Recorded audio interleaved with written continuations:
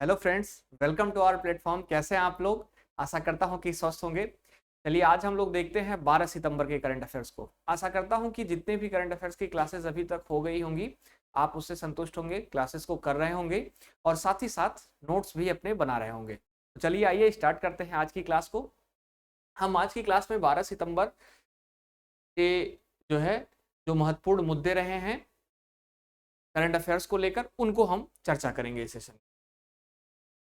First number के headline पर चलते हैं और देखते हैं आज सबसे प्रमुख हेडलाइन फर्स्ट नंबर पर आप लोगों के लिए क्या है। तो वंगस वैली फेस्टिवल का उद्घाटन किया गया है हाल ही में। देख लेते हैं वंगस वैली फेस्टिवल के बारे में, इसका उद्घाटन किसके द्वारा किया गया, साथ ही साथ वंगस वैली को हम लोग लोकेट करके भी मैप के माध्यम से समझेंगे कि इसकी अवस्थिति कहां पर है। जम्मू कश्मीर के उपराज्यपाल हैं मनोज सिन्हा।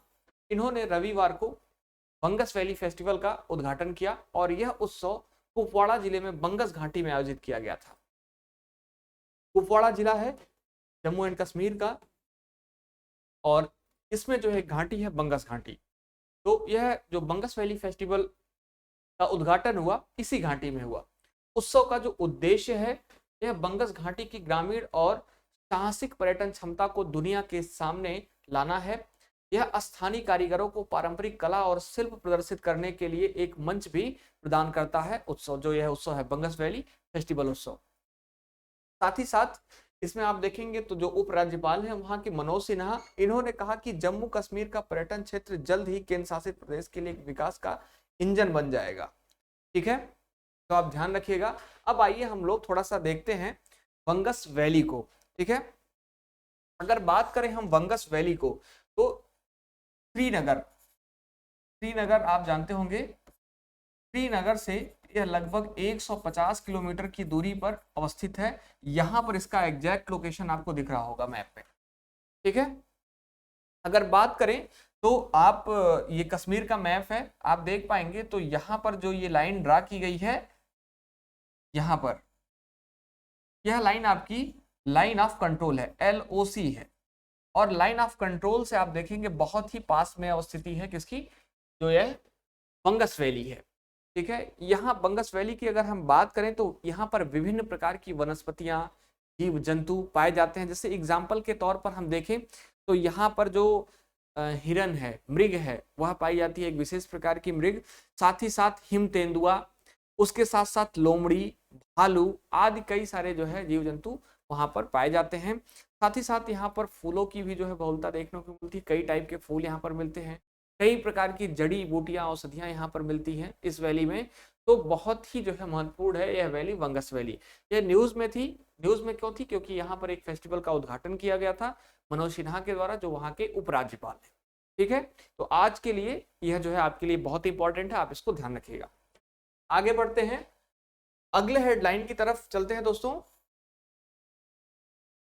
अगली हेडलाइन है, भारतीय तटरक्षक ने एशियाई तटरक्षक एजेंसियों के प्रमुखों की 19वीं बैठक में जो है भाग लिया है।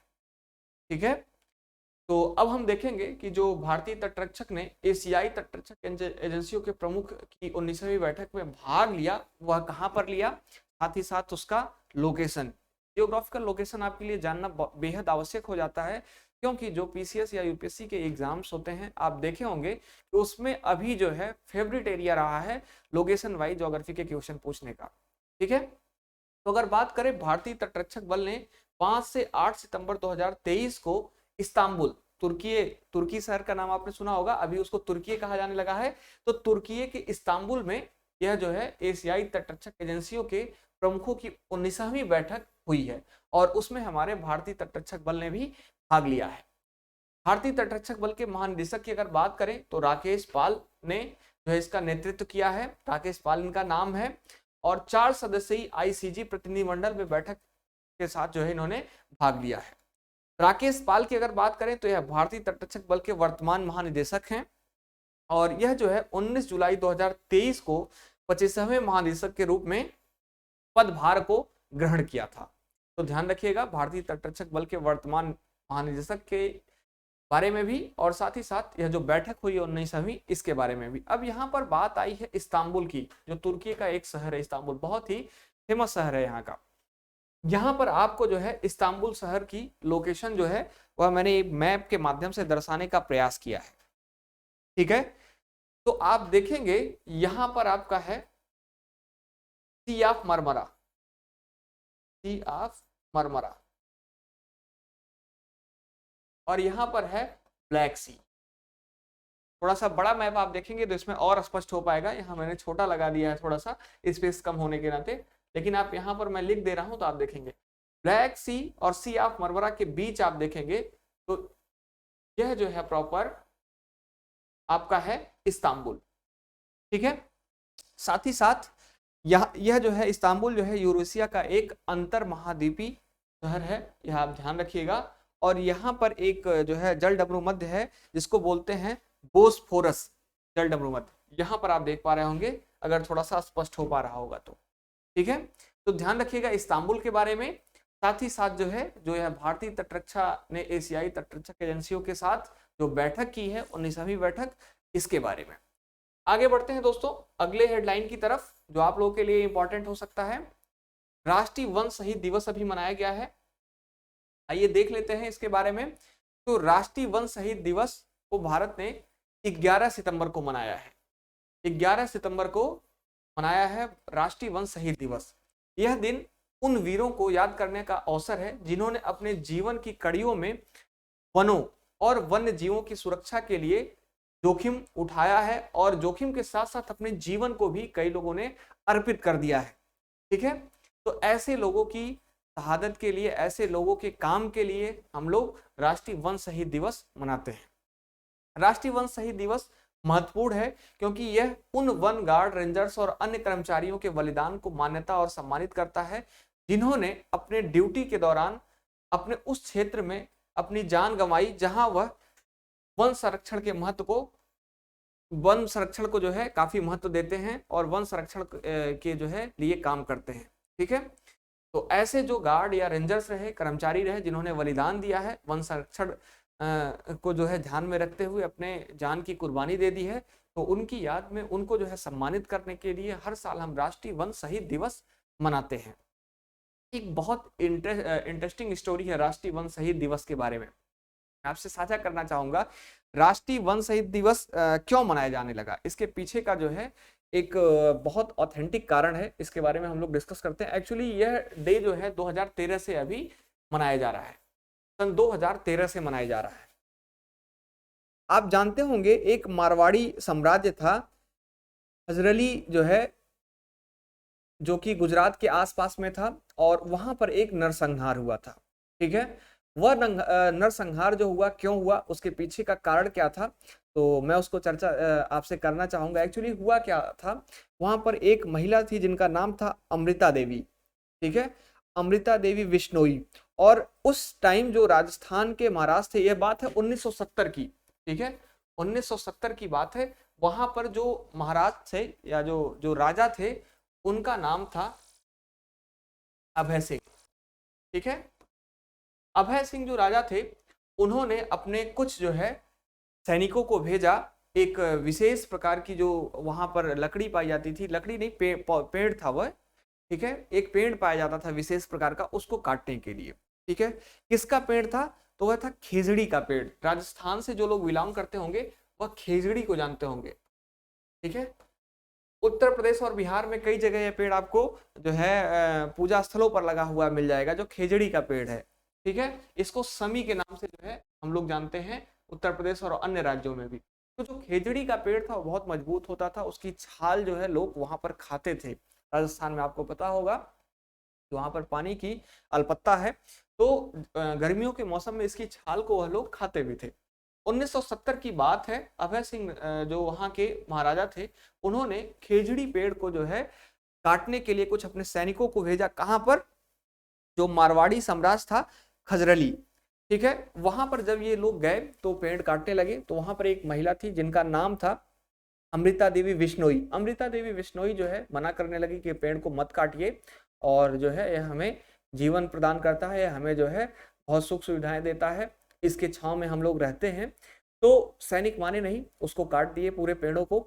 और उन्होंने जब जो है उनके कई पेड़ कटने लगे तो उन्होंने बोला कि अब अगर आप काटेंगे तो सबसे पहले मुझे जो है आपको काटना पड़ेगा। तो कहा जाता है कि उनके जो है जितने भी परिवार के 2-3 सदस्य थे, सैनिकों ने उनको पेड़ के साथ काट दिया, उनका गला जो है काट दिया पेड़ के साथ। और जब ऐसी घटना देखने को मिली वहां पर उस ग्राम में, तो वहां के बहुत सारे लोग जो है इन्वॉल्व हुए और वह जो है पेड़ को काटने से मना करने लगे, साथ ही साथ वह जो है अपने जीवन को अर्पित करने के लिए पेड़ के साथ खड़े हो गए। सैनिकों की मनमानी आगे बढ़ती गई और उन्होंने जो है लगातार लगभग 363 बिश्नोइयों का हत्या कर दिया गला काट कर। ठीक है, आप समझ सकते हैं कि इतना बड़ा नरसंहार जो है एक पेड़ के लिए। ठीक है, और यह जब इतने लोगों का गला कटा तो वहाँ के जो राजा थे अभय सिंह, उन्होंने जो है इस घटना से उनको जो है बहुत दुख और आहत पहुंचा। तो उस ग्राम में भी गए और वहाँ पर जो वहाँ पर निवासी थे, उनके जो गांव के लोग थे, उनसे क्षमा याचना भी मांगा और बोला कि अब जो है हम इस तरह की घटना कभी नहीं होने पाएगी। लेकिन फिलहाल ये एक बहुत बड़ी त्रासदी एक घटना थी जो घटित हो गई और जो है पेड़ को लेकर खासकर थी। तो एक्चुअली यह जो दिन था यह 11 सितंबर का ही दिन था जब यह नरसंहार हुआ था। इसी के परिप्रेक्ष्य में जो हमारा पर्यावरण मंत्रालय है वह 11 सितंबर को हर साल राष्ट्रीय वन शहीद दिवस के रूप में मनाए जाने की घोषणा कर दिया 2013 में।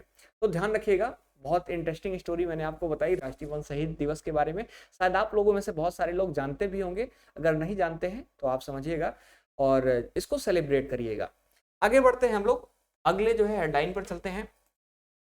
अगली हेडलाइन है एशिया कप 2023। अभी जो है एशिया कप के लिए प्रतियोगिता हो ही रही है और कल यानी कि 11 तारीख को आप देख रहे होंगे कि भारत और पाकिस्तान का मैच था। उसमें विराट कोहली ने एक बहुत ही शानदार पारी खेली है और इन्होंने वनडे में सबसे तेज 13,000 रन अपने पूरे कर लिए हैं।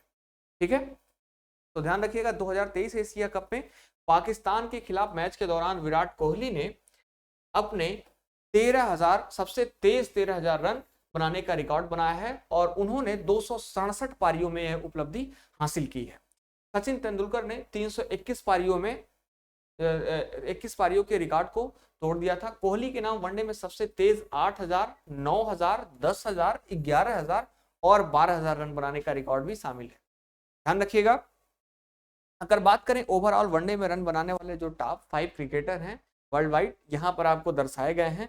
Sachin Tendulkar, Kumar Sangakkara, Ricky Ponting, Sanath Jayasuriya, Virat Kohli. इनकी इनिंग्स जो रही है, इनके जो रन्स रहे हैं, एवरेज जो रहा है और 100 जो रहे हैं, यह भी शामिल है, यहाँ पर आप देख सकते हैं। तो यह आपके लिए इंपॉर्टेंट हो जाता है करंट अफेयर्स की दृष्टि से। आगे हम लोग जो है फाइनल देखेंगे कि कौन सा कंट्री जो है एशिया कप ले जाता है। अगला जो है हेडलाइन अपना है पावर पॉइंट बनाने वाले सॉफ्टवेयर डेवलपर डेनिस ऑस्टिन का 76 वर्ष की आयु में निधन हो गया है। 76 वर्ष के थे डेनिस ऑस्टिन। आप जानते होंगे कि अभी यह जो है माइक्रोसॉफ्ट ऑफिस का जो है बहुत ही पावरफुल सॉफ्टवेयर होता है पावर पॉइंट। यह जो प्रेजेंटेशन आप देख रहे हैं, जो यहाँ पर आपको सारा लिखा हुआ इमेज और ये सारी जो है ग्राफिक्स और सारी चीजें दिख रही हैं, यह सारा पावर पॉइंट पर ही बनाया गया है मेरे द्वारा। ठीक है, तो एक बहुत ही प्रमुख सॉफ्टवेयर है और इस सॉफ्टवेयर को बनाने वाले डेनिस ऑस्टिन और इनके एक जो है सहयोगी थे रॉबर्ट गैस्किस। ठीक है, यह दो लोग मिलकर इस पावर पॉइंट को बनाया था, इस सॉफ्टवेयर को। और अब इनका जो है जो डेनिस ऑस्टिन थी, इनका 76 वर्ष की आयु में निधन हो गया है। बात करें अगर तो 1987 में इन्होंने लॉन्च किया था, पावर पॉइंट को बनाया था और सॉफ्टवेयर डेवलपर्स की जोड़ी थी इन दोनों की, जो डेनिस ऑस्टिन थे और साथ ही साथ रॉबर्ट गैस्किस थे। इनकी एक सॉफ्टवेयर कंपनी थी फोरथॉट। ठीक है, ये फोरथॉट कंपनी का हिस्सा थे और इसी जो है कंपनी के अंतर्गत इन्होंने बनाया था पावर पॉइंट को। बाद में हुआ क्या कि माइक्रोसॉफ्ट ने पावर पॉइंट को खरीद दिया और इसको जो है लगभग जो है $14 मिलियन में खरीदा था। ध्यान रखिएगा, प्रारंभ में केवल मैकिन्टोश के लिए उपलब्ध पावर पॉइंट ने जल्द ही प्रस्तुति के लिए ओवरहेड प्रोजेक्ट के विकास के रूप में लोकप्रियता हासिल की, क्योंकि इसे वर्ड और एक्सेल सहित माइक्रोसॉफ्ट ऑफिस सूट में अन्य टूल के साथ बंडल किया गया था। मैंने आपको बताया अभी कि माइक्रोसॉफ्ट ऑफिस में इसको बंडल किया गया है। माइक्रोसॉफ्ट ऑफिस में आप देखेंगे तो वर्ड, पावर पॉइंट, एक्सेल जैसे जो है कुछ प्रमुख सॉफ्टवेयर शामिल होते हैं। आगे बढ़ते हैं हम लोग अगले हेडलाइन की तरफ, उसको देखते हैं। चलिए अगला जो इम्पोर्टेंट न्यूज है, तो चेफ अंडर 16 चैंपियनशिप फाइनल की बात अगर हम करेंगे तो यह जो है थिम्पू भूटान में आयोजित हुआ है, जो अंडर 16 इसका चैंपियनशिप रहा है। और इसके फाइनल में बांग्लादेश को भारत ने हरा दिया है 2-0 से। ठीक है, ध्यान रखिएगा यह 5वीं बार है जब भारतीय अंडर 16 फुटबॉल टीम ने यह खिताब जीता है। और भारत के लिए गोल है भरत लैरेंजम ने पहले हाफ में और लेविस जोंग मिनलुन ने दूसरे हाफ में किया था। आप ध्यान रखिएगा यह जो है जो चैंपियनशिप है इसमें भारत ने अपनी बहुत अपना जो है अच्छा प्रदर्शन दिखाया है। मुख्य कोच जो है इस्फाक अहमद के मार्गदर्शन में ब्लू कोल्स ने पूरे टूर्नामेंट में शानदार प्रदर्शन किया था। आगे बढ़ते हैं अगले जो हेडलाइन की तरफ, जो आपके लिए इंपॉर्टेंट हो सकता है। अगली हेडलाइन है बास्केटबॉल में जर्मनी ने सार्बिया को हराकर पहली बार जीता है विश्व कप। तो बास्केट में जर्मनी ने जो है हराया है सार्बिया को। अगर हम सार्बिया की बात करें तो आप देखेंगे सार्बिया ने 1998, 2002 में विश्व कप जीता है और 2014 में इसको रजत पदक प्राप्त हुआ। तो बहुत अच्छी टीम है सार्बिया, लेकिन अब इसको जो है जर्मनी ने हरा दिया है और पहली बार अपना जो है यह खिताब अपने नाम किया है। तो अभी जो है जर्मनी ने जो है 2023 फीवा बास्केटबॉल विश्व कप में सर्बिया को 83-77 से हराकर अपना पहला खिताब जीता और जर्मनी के डेनिस श्रोडर को टूर्नामेंट का सबसे मूल्यवान खिलाड़ी MVP नामित किया गया था। श्रोडर पूरे टूर्नामेंट में आप देखेंगे तो औसतन 17.6 अंक, 6.1 सहायता और 2 रिबाउंड हासिल किए हैं और फाइनल में उन्होंने 28 अंक बनाए हैं। तो ध्यान रखिएगा बास्केटबॉल में जर्मनी ने जो है हराया है सर्बिया को। फीवा बास्केटबॉल विश्व कप जो अभी हुआ है, फीवा विश्व कप। आगे बढ़ते हैं अगले हेडलाइन की तरफ। अगली headline very very important news और 100% इसको मानिए कि किसी ना किसी एग्जाम में यह प्रश्न आपका पूछा जाएगा। 100% मैं आपको जो है सिक्योरिटी देता हूं कि यह एग्जाम में इसको पूछे जाने की संभावना होगी। शांति स्वरूप भटनागर पुरस्कार 2022 की घोषणा हो गई है अब। ठीक है, ये देख लेते हैं शांति स्वरूप भटनागर पुरस्कार के बारे में। तो वैज्ञानिक और औद्योगिक अनुसंधान परिषद CSIR ने 2022 के लिए शांति स्वरूप भटनागर पुरस्कारों की घोषणा कर दी है और यह पुरस्कार विज्ञान के 7 विषयों में जो है दिया जाता है। भौतिक विज्ञान, जीव विज्ञान, इंजीनियरिंग, गणित, चिकित्सा विज्ञान, रसायन विज्ञान और पृथ्वी विज्ञान। ध्यान रखिएगा यहाँ पर पुरस्कार हर साल 45 वर्ष से कम आयु के वैज्ञानिकों को दिया जाता है और पुरस्कार में 5 लाख रुपए और एक प्रशस्ति पत्र शामिल होता है। तो ध्यान रखिएगा यह जो पुरस्कार है यह 45 ईयर से जो कम एज के लोग हैं उनको प्रदान किया जाएगा, साथ ही साथ 5 लाख रुपए दिया जाएगा और एक प्रशस्ति पत्र जो है इनको दिया जाएगा। 2022 के लिए पुरस्कार प्राप्तकर्ताओं में शामिल कौन कौन रहा है तो आप ध्यान रखिएगा doctor Divyaman Ganguly CSIR Indian Institute of Chemical Biology चिकित्सा विज्ञान, डॉक्टर अनिक दास भारतीय विज्ञान संस्थान भौतिकी, doctor Vasudev Das Gupta Tata Institute of Fundamental Research भौतिकी, अश्विनी कुमार CSIR सूक्ष्म जीव प्रौद्योगिकी संस्थान जीव विज्ञान, S Subba Reddy centre for DNA finger printing डायग्राफ्टिक जीव विज्ञान, विजु और मोती रसायन विज्ञान।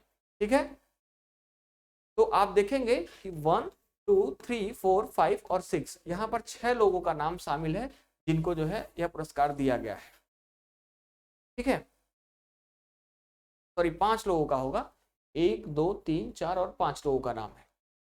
ध्यान रखिएगा बहुत ही इंपॉर्टेंट है और किस लिए दिया जाता है यह भी जो है आपको स्पष्ट हो गया होगा। यह भी बहुत ही इंपॉर्टेंट न्यूज है आपके लिए, वेरी वेरी इंपॉर्टेंट। यह भी विजयवाड़ा रेलवे स्टेशन, इसको जो है मिला है IGBC green railway station certificate. अगर बात करें विजयवाड़ा रेलवे स्टेशन की तो इसको भारतीय ग्रीन बिल्डिंग काउंसिल IGBC द्वारा प्लेटिनम की उच्चतम रेटिंग के साथ ग्रीन रेलवे स्टेशन सर्टिफिकेट से सम्मानित किया गया है हाल ही में और यह स्टेशन की रेटिंग का अपग्रेड है। ठीक है, इससे पहले इसके पास आप देखेंगे तो गोल्ड रेटिंग थी। विजयवाड़ा रेलवे स्टेशन को यह प्रमाण पत्र पर्यावरण मानकों में सुधार और यात्रियों को पर्यावरण के अनुकूल सेवाएं प्रदान करने के प्रयासों के लिए दिया गया है।